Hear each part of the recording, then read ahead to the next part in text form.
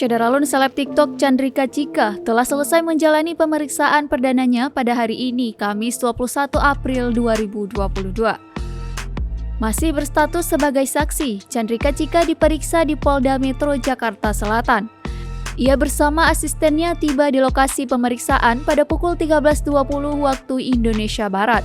Diperiksa selama hampir 2 jam, Cika keluar dari Polres Metro Jakarta Selatan pada pukul 15.00 waktu Indonesia Barat. Selebgram yang akrab disapa Cika ini mengucap syukur usai menjalani pemeriksaan.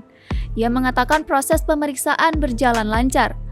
Seorang pria yang mendampingi Cika, Rufi Ardian, mengatakan Cika dicecar 20 pertanyaan oleh penyidik. Cika pun telah memberikan klarifikasi terkait insiden pengeroyokan kepada pihak kepolisian. Cika diduga menjadi pemicu pengeroyokan yang dilakukan Putra Siregar dan Rico Valentino terhadap korban Nur Alamsyah. Insiden tersebut terjadi di sebuah kafe kawasan Senopati, Jakarta Selatan pada 2 Maret 2022 lalu.